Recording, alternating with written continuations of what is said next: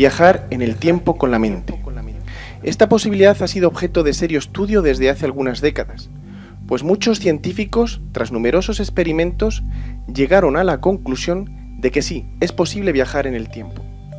Confunder y Decker en 1965 descubrieron esta posibilidad mientras llevaban a cabo un experimento, en el que trataban de determinar el intervalo de tiempo existente entre la aplicación de un estímulo en nuestro cerebro y una respuesta psicomotora determinada. Para llevar a cabo dicho experimento con los sujetos voluntarios, colocaron unos electrodos sobre la cabeza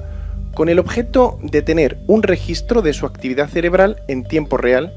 y aunque en aquella época todavía no se disponía de ordenadores, sí existían otros dispositivos con los que poder llevar a cabo este tipo de mediciones. Se trataba de un rodillo de papel con un polígrafo encargado de registrar las variaciones de intensidad de la actividad eléctrica del encéfalo, como respuesta cerebral a diferentes estímulos verbales, en los que se pedía realizar una tarea psicomotriz. Entonces, al sujeto se le pedía verbalmente que realizara una sencilla tarea, como podía ser mover un brazo. Pero los resultados de estos experimentos fueron más que sorprendentes. Mientras que lo que se esperaba es que el polígrafo comenzara a marcar una subida de intensidad en la señal después de recibir la orden del experimentador, el polígrafo registraba el comienzo de esta variación justo un segundo antes del estímulo verbal. Pues un segundo antes de que el experimentador aleatoriamente le pidiera realizar un movimiento, el polígrafo comenzaba a subir de intensidad a forma de preparación de la respuesta, y medio segundo antes de la petición verbal, el polígrafo aumentaba más aún la intensidad, indicando que el cerebro ya estaba procesando la petición. La conclusión de este experimento es bien clara. Un segundo antes de recibir un estímulo, el cerebro lo detecta, y medio segundo antes del mismo, comienza a procesarlo. El cerebro de todos los sujetos adelantó su respuesta a la orden del experimentador con algunas pequeñas variaciones de tiempo e intensidad sin importancia para los resultados del experimento. Diferentes científicos repitieron este experimento en años posteriores con idénticos resultados. Pero, ¿cómo puede nuestro cerebro anticiparse al futuro un segundo en el tiempo? La respuesta a esta pregunta podría encontrarse en la física cuántica. En la década de los años 90 del pasado siglo XX, Sir Roger Penrose, profesor emérito de matemáticas de la Universidad de Oxford, y Stuart Hameroff, profesor de la Universidad de Arizona y anestesista, publicaron una importante teoría que podría bien explicar esta cuestión. Esta teoría afirma que la consciencia se deriva de la actividad de las neuronas del cerebro, pero en la escala más mínima, la escala cuántica o subatómica. Esta hipótesis, llamada reducción objetiva orquestada, propone en concreto que la consciencia depende de procesos cuánticos biológicamente orquestados, o lo que es lo mismo,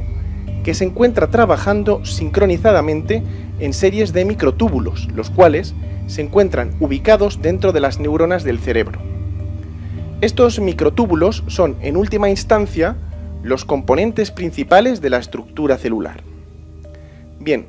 una vez que hemos visto que nuestro cerebro tiene la capacidad de llevar a cabo procesos cuánticos trabajando en conjunción con la consciencia a niveles subatómicos de la realidad,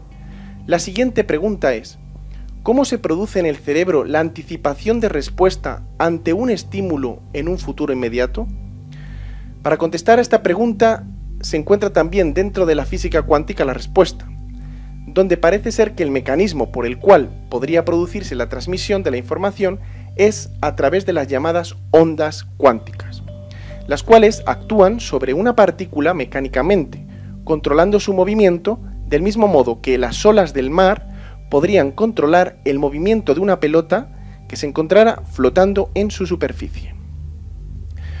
Un segundo antes de que el experimentador proporcione el estímulo, las ondas cuánticas que circundan a la manifestación física del estímulo interferirían e interaccionarían con la consciencia del sujeto del experimento, que al funcionar cuánticamente sería susceptible de captar esta señal de forma anticipatoria, ¿no?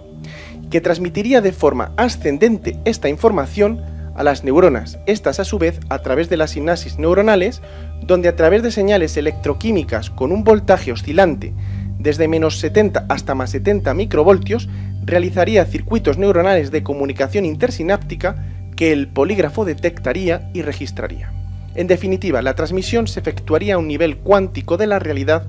para ascender hasta el cerebro físico y ser registrado por el polígrafo. Por lo tanto, nuestra actividad cerebral, al no encontrarse únicamente limitada a la actividad neuronal y continuar funcionando a escalas inferiores al átomo, a niveles cuánticos, por tanto, abre las puertas de nuestra percepción a tareas como por ejemplo la premonición. Fenómenos como la sincronicidad, la clarividencia, la telepatía, experiencias fuera del cuerpo, viajes astrales o sueños lúcidos, etc., parecen tener su puerta de entrada y salida en estos niveles cuánticos de la realidad, siendo la glándula pineal la reguladora de los ciclos de sueño y de vigilia y de los estados de conciencia ampliados que nos permiten orientarnos por el día mayoritariamente en lo físico y por la noche o durante un trance místico a las dimensiones cuánticas o extrafísicas de la realidad. En los estados ampliados de conciencia podemos trascender el tiempo y conectar con vivencias ancestrales en un abrir y cerrar de ojos, o percibir eventos futuros, tal y como los profetas ya lo hicieron en la antigüedad. Nostradamus es un buen ejemplo de esta capacidad de acceder a informaciones lejanas en el tiempo a través de estados de trance.